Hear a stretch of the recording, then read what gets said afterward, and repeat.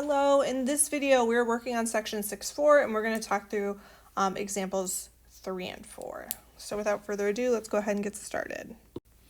My first example is we are going to solve 16 to the power of 3x plus 1 equals 4 to the power of 3. Now this problem's a little different from what we saw in example 1 and 2 because notice that my first exponent is 16, or excuse me, my first base is 16, and the second base is 4. These don't match. So what I need to do is make them match. And in order to do that, I know that 16, ooh, I want a pen, is the same as 4 squared. So I'm going to rewrite 16 as 4 squared. So I'm going to do 4 to the power of 2, and then we still need our original exponent, which is 3x plus 1.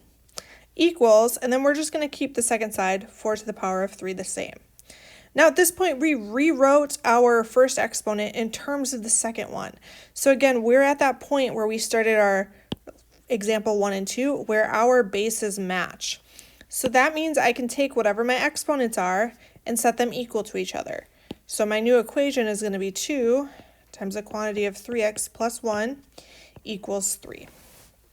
And from here, we're just going to solve for x just like normal. For the first one, we have our 2 on the outside, so I'm going to go ahead and distribute that. We have 2 times 3x gives me 6x. 2 times 1 gives me 2. So we have 6x plus 2 equals 3. Again, we're trying to get x all by itself, so I'm going to go ahead and subtract 2 from both sides.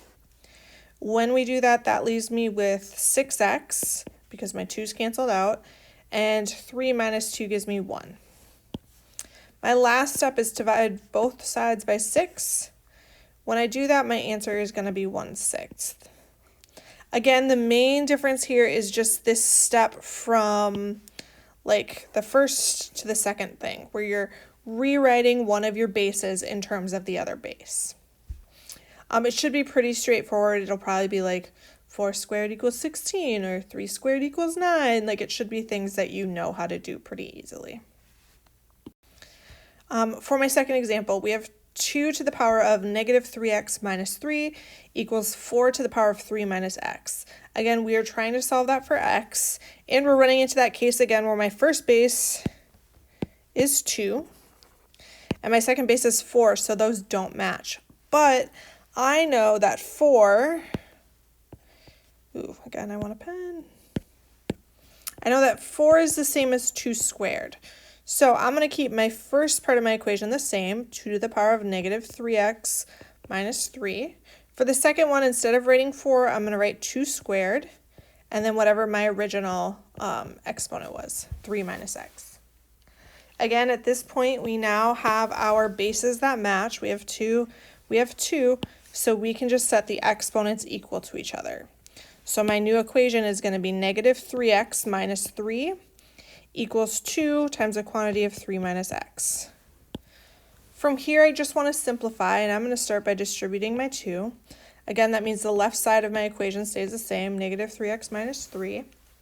2 times 3 gives me 6. 2 times negative x gives me a negative 2x. Remember, there's a sneaky little negative 1 there. Again, we need to move everything to the same side, so we're going to go ahead and add 3x to both sides. When I do that, my 3x's cancel. We're left with negative 3 equals 6. And then 3x minus 2x gives me a positive 1x. You can write the 1 if you want, or just x. From here, I just need to move my 6 to the other side, so I'm going to go ahead and subtract 6 from both sides.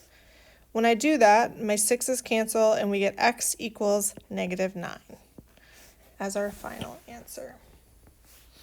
All right, those are examples 3 and 4. Thank you for watching. You can move on to your homework for 6.4 day 1. As always, if you have any questions, please don't hesitate to reach out to your math teacher.